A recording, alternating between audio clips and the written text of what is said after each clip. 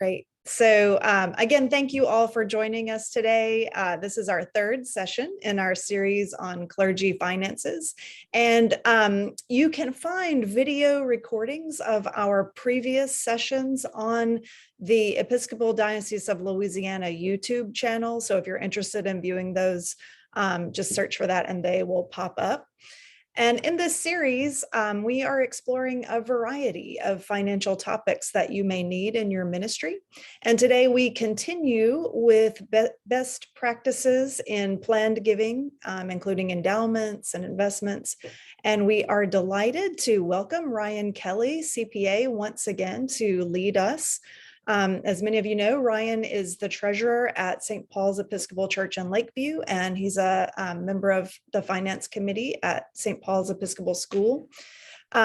He is the audit director at LaPorte CPAs and Business Advisors and leads their risk advisory services group. And in that capacity, he provides consulting services in energy, healthcare, and nonprofit sectors, and manages large-scale nonprofit and governmental health systems. So we are delighted to have Ryan here and grateful that he can share his experience and expertise with us. I'm going to begin by opening us in prayer, and then I'll turn it over to Ryan. So let us pray. Almighty God, whose loving hand has given us all that we possess, grant us grace that we may honor you with our substance, and remembering the account which we must one day give, may be faithful stewards of your bounty, through Jesus Christ our Lord. Amen. Amen. So Ryan, thanks so much for being with us today. Of course, yeah, thank you. I'm going to start sharing my screen. So let me know if you can see it. Maybe give me a thumbs up. I see it okay. All right, great. Yeah, thanks, Allison. And as she mentioned, I'm going to go over planned giving, endowments, investments, what those mean. And I hope that you take away from here a couple of examples that stick with you in your mind.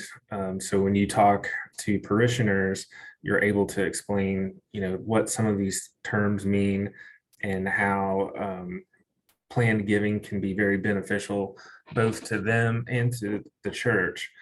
I'm also going to go over endowments. What is an endowment? The different types of endowments and how they can be utilized. And finally, just talk a little bit about investments and some best practices for managing investments if you're fortunate enough to have some investments to manage. Once again, there are really great resources out there from the Episcopal Church. Most of everything that I'm talking about in this presentation can be found in one way or another from the resources I have listed here.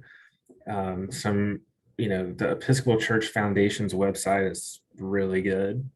And the Episcopal Church Foundation can also be a partner in helping with executing some planned giving strategies. And so if you need to discuss maybe some options for planned giving, or if you don't really think that your investments in your church are capable of executing some of these strategies, you could always turn to the Episcopal Church Foundation for help. It looks like they have really good things already set up.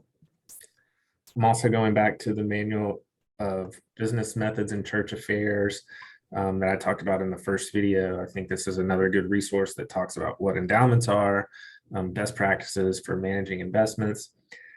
And then finally, if you don't have an investment policy, or if your investment policy is maybe very old and maybe needs another look, the Episcopal Church's investment policy is available on the internet, and you can download it and see what it looks like. And I'm going to talk about it a little bit later in the presentation. But again, it's a great template. So again, if you don't have one, or if yours maybe needs a refresher, I encourage you to take a look at the one that's available out there. And I'm going to show it a little bit later during the presentation. So starting off with planned giving, planned giving is typically, but not always, a gift at the end of a person's life that's left in a will. But it could also be, there are also ways to give while you're still living, and to leave a legacy for after you pass away that will benefit the church or a charity of your choice. The idea is that it's something that's thought out and something that's planned, so it maximizes the benefit to both a parishioner's family and to the church or charity of their choice. It can help avoid taxes and potentially provide more benefit to everyone involved with a little thinking and a little planning ahead. So that's the idea behind planned giving. One of the things that's really important is to have a will. If you don't have a will, when you pass away, your estate is really in the hands of default laws that were created that probably, or it's unlikely that they really match your wishes for what will happen with your assets when you pass away. For example, certain property might go to your siblings and not your spouse, if that's something that you're concerned about. Certain property might go to your children instead of your spouse. My funny story here is my son is 9 years old. If he had a big chunk of money, that the first thing that he would do is probably buy weapons on Fortnite. And I just don't want him to do that. So I would like to be able to control a little bit, what happens after I pass, if something should happen to me, an accident or whatever, to make some guidelines as to what the assets can be used for, who will have control.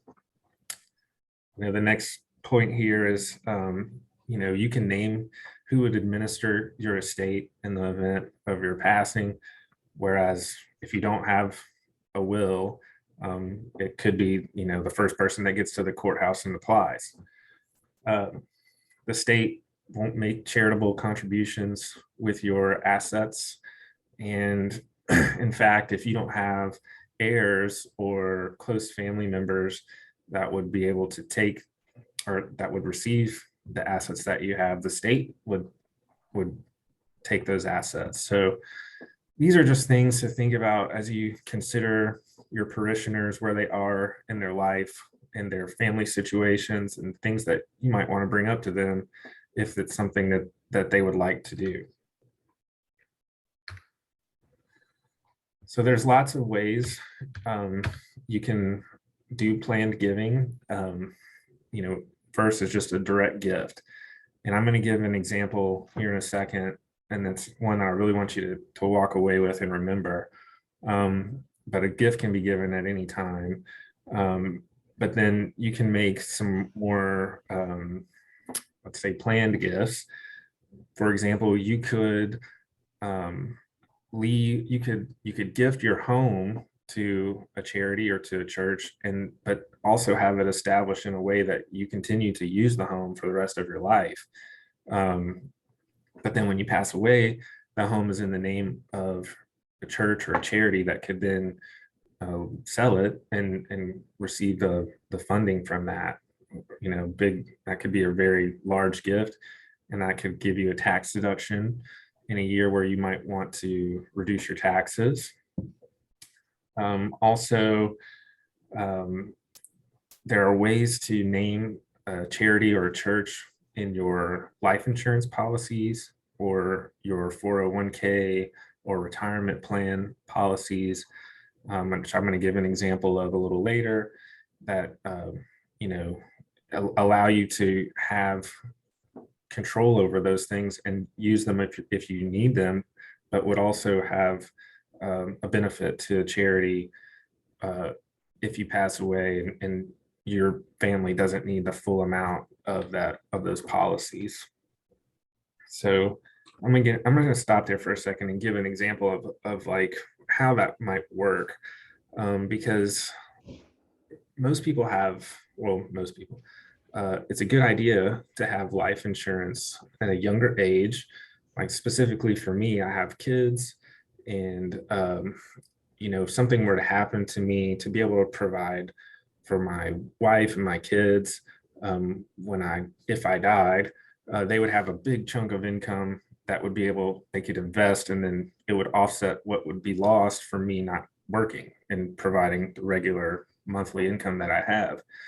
But once I get older, and let's say my kids are through college and they don't need my support so much anymore, then I really don't need a life insurance plan anymore. But it is possible to maintain that plan and sign it over to make, for example, a church the beneficiary. If you do that, the church would be the beneficiary, and you could make what you would pay for the premiums to maintain that plan, you would give to the church. That would be a charitable donation, and the church could use that money to pay to keep the plan active. And then when you pass away, the church is the beneficiary of that plan, and you're getting a tax deduction for paying the premiums on the plan. And then the church is the beneficiary in the event of your death. So that's a way, something to think about, as people are transitioning from, having young kids and needing life insurance to being a little bit older, and maybe it's not necessary for them to keep it anymore, but they could keep it and have it just change the beneficiary from their family to a charity. Something to think about. The last thing on this slide is life income gifts, which are a little bit more exotic, I'll say, but certainly feasible for people, where you would be transferring assets or stocks, bonds, investments to your charity now while you're alive. You will get a tax deduction for that, and then you set it up so where you're living off of the income from those investments. But then when you pass away, the investments, the principal, the corpus of those investments remain with the charity that you gifted them to during your life. And so I know that's a little complicated. I have a slide that goes over what those things are, some options. And like I said, if you go back to the resources that I had in the beginning of the slide, you can find details about those kinds of plans. All right, here's my good example that I want you all to be locked in your mind. If you walk away from this presentation, I hope this is the part that you remember. So because this has really happened to me. But let's say that you have a parishioner that has some investments, some publicly traded stocks or bonds, and they want to make a gift to the church. Well, let's assume that they're in a position where they maybe got invested in these assets in the past, and their cost to purchase these investments was $1,000, but the value today is $10,000. So, and they want to make a gift. So one way that they could do this is to sell the investments that they have, but this will trigger a capital gains tax. And that's because they basically, their cost was $1,000, but it's worth $10,000. That's the cash they're going to get. So there's a $9,000 gain there, and the government will tax that at a capital gains rate, which is typically 20%. Could be different based on your income, but so if you have a $10,000 value of the investments that you sold for today that only cost you $1,000, that's a $9,000 gain. At 20%, that's an $1,800 tax. So what you're left with is $8,200 that you could make your gift, and you get a charitable contribution deduction for that. But if you give a gift of just the investments, the stocks or the bonds themselves, and you don't liquidate them first, then you didn't have a gain, so you won't have any tax. There is no capital gain. You get a larger deduction, because it's a charitable contribution of that full fair market value. And then the church can sell those assets and get the $10,000 instead of $8,200 because the church is a tax exempt organization. So, oh, I'm sorry. So, the first way is bad. Don't do that. The second way is good. Do that. Remember this. As I mentioned before, if you have life insurance policies or qualified retirement plans, you might want to, usually when you set up these plans or when you do an annual enrollment, you have an opportunity to say, who's the beneficiary of these plans? And so if it could be a good idea to have the church thought about in when you're doing that, because let's say that you set it up to have 90% go to your spouse and 10% to go to the church or to a charity. As the value of those assets grow, that gift grows. But you always have the ability to use it. So for your 401k, you'll be able to use that for your entire life. But if something were to happen to you unexpectedly, there is that benefit to the charity of your choice. That's also a tax deduction for your estate. You might not need it because you have to have a pretty large estate to face taxes, but it's something to think about.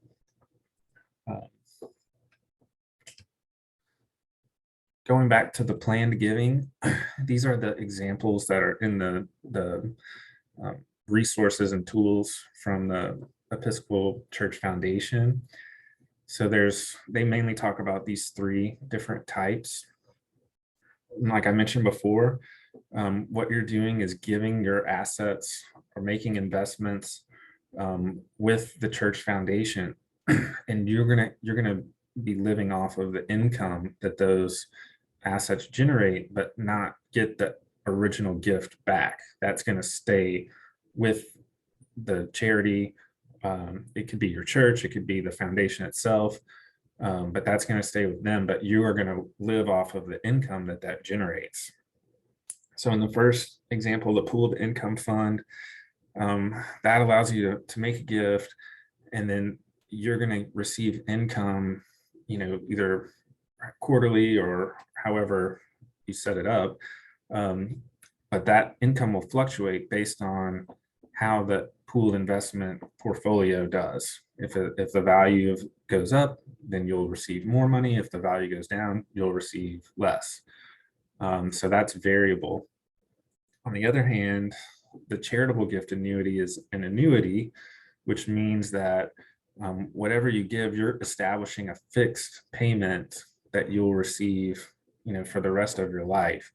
It's a known amount, but it won't go up if the value of the portfolio goes up. It also won't go down. So there's a little bit more security there, but potentially you leave some upside out of the equation.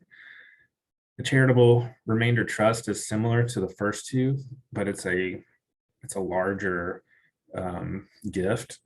And I think I'm not exactly sure how they're different, but I believe that there are other tax advantages to establishing a trust rather than the first two, which have a little bit less of a commitment on the front end. But as I said, there's lots of information about these available if these are things that you're interested in.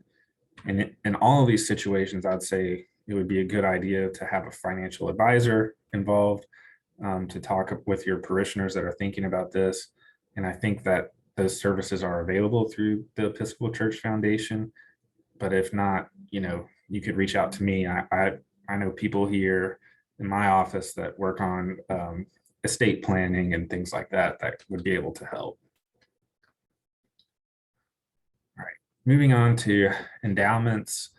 I just want to talk about what an endowment is. I mentioned in the first video that I did, St. Paul's has an endowment. And what it really means is there is a gift that was made at a point in time, and the original gift the corpus of that, the principal, is something that we don't touch. We only use the income that the original gift generates. So there's a perpetual restriction on the original gifts that allows that to always be there for us. So we're always able to use the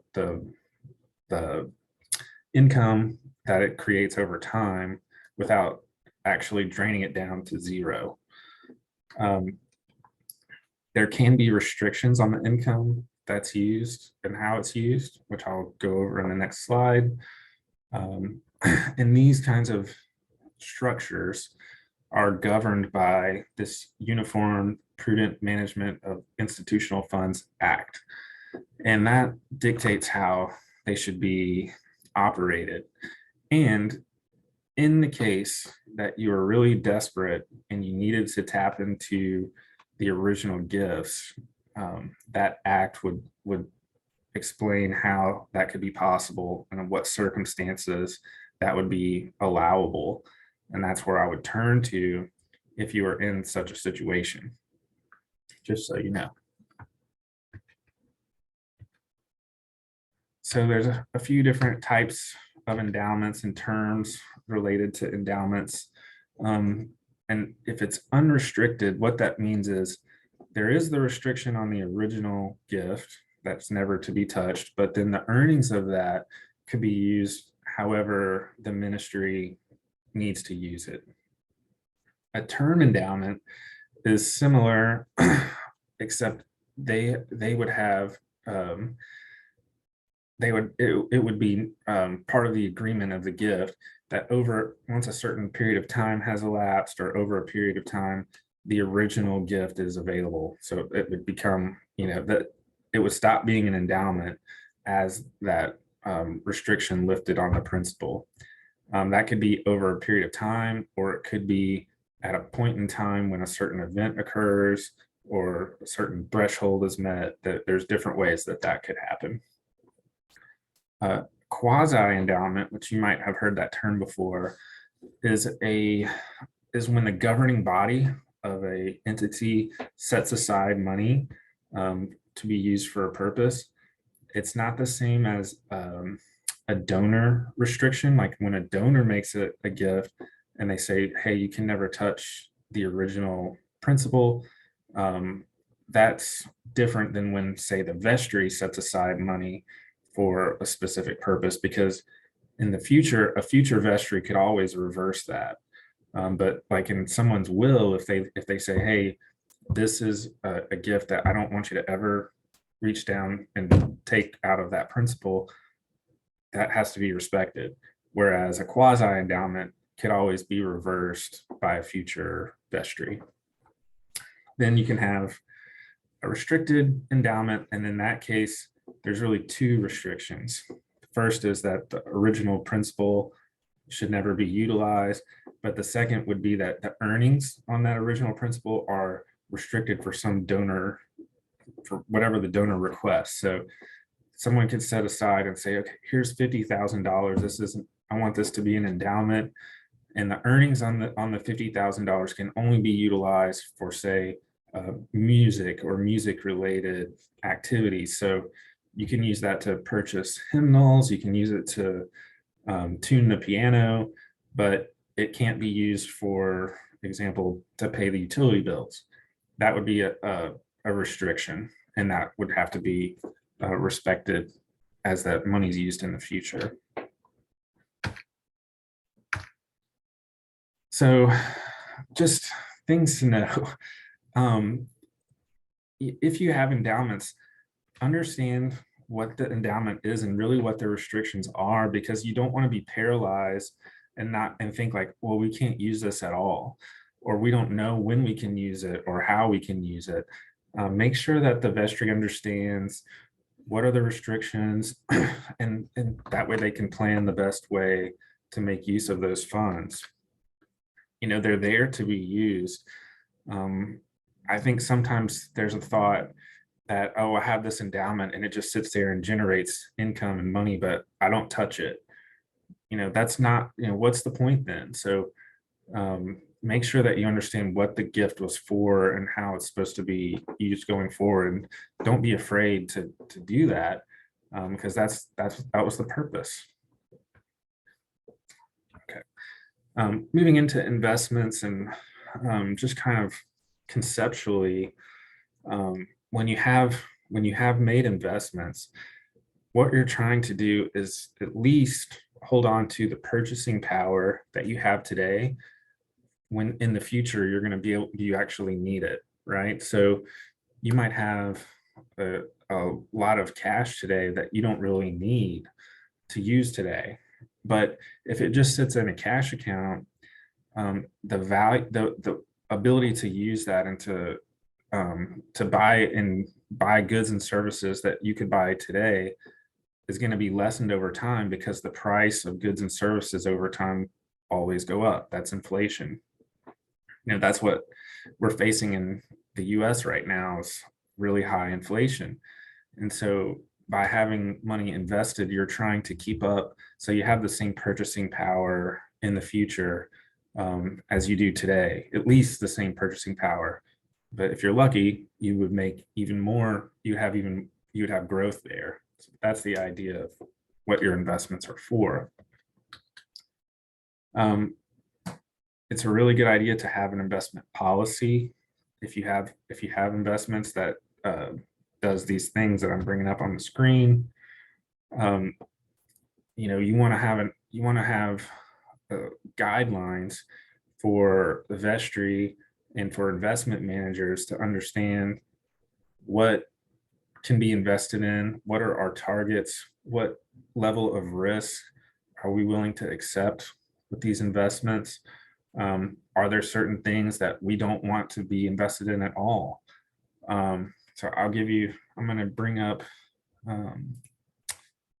the investment policy for the Episcopal Church that I mentioned before, which towards the back of their policy, they have some prohibited securities, which I thought was pretty interesting.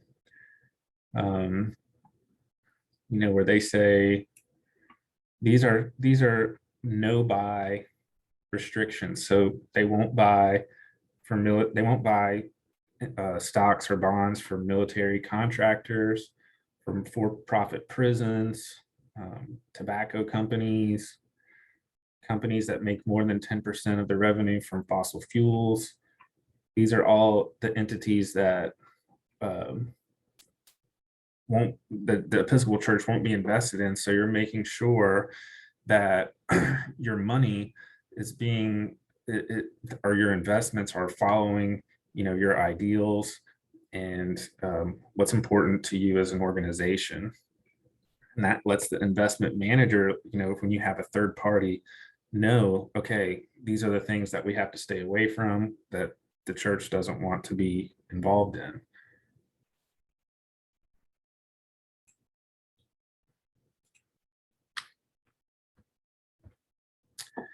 So again, just some good practices to keep in mind. I always review the value of our investments with the vestry each month during their meetings, so they have an idea of what's going on in the stock market and what's happening with our funds. So there's no surprises at the end of the year when they see the full financial statements. It's a good idea to try to avoid relying on the investments for ongoing operations. We do that at St. Paul's, and I think that's fine. But what we want to avoid is that we don't want to be taking out so much money that the overall value of those investments is going down each year. We want it to be growing each year. So there's really, if you think about how investments make money, there's really two ways that the value changes. First is the investment, like if you're invested in bonds, you're going to make interest off of those bonds. They're going to pay you interest for loaning them money. If you're invested in stocks, as those companies are profitable, they will typically pay dividends. So interest and dividends we take that at St. Paul's. We'll pull out the interest and dividends from our investments. But the other way that investments increase in value is just the value of the stock itself. The share price itself can go up. But I really try to avoid being in a situation where we need to sell stock or sell bonds. I would rather us use the interest and dividends rather than actually liquidating investments themselves. That's something to think about if you can achieve that. And then finally, just something to be aware of are the costs and fees associated with having an investment manager, or really investing in anything. There's always some kinds of costs and fees and that you ought to be aware of. I would say a good target is around 1% of your portfolio, because let's say you're looking to earn 8% annually. If you have more than 1% going to fees, that just erodes, again, how much the value of your investments are growing. And so, be aware, because you don't want to be eating away your purchasing power in the future by paying high costs and fees. That if you can avoid that, if you can shop around and see what some maybe less expensive investment options are. So that's really it for today. I hope this one's a little bit shorter than the last one, but I hope you have some idea of what planned giving is. Again, I hope you remember the red thumbs down and the green thumbs up example of giving stock rather than selling stock and potentially paying taxes that could be avoided, and it could increase your gift to the church and also increase your tax deductions. It's just a way it's something to think about, to be smart about, rather than thinking you can only give cash. Secondly, we went over endowments. Hope you understand what an endowment is and that you should be able to use them and how you can use them, being aware of that. And finally, going over those investment management best practices. I hope that was provided some benefit as well. Again, if you have any questions, this is my contact information. Does anybody have anything on the call? Go ahead. Jane Allison, Ryan, I'm sorry, Jane Allison, go before you start, I was just gonna say thank you so much to Ryan, and I'm gonna go ahead and stop our recording now. So if you have any questions, you can feel free to do that. We really appreciate all this great information that you've shared today and all these helpful new tools for our toolbox. So I'm gonna stop recording and then turn it over to you, Jane Allison. Okay.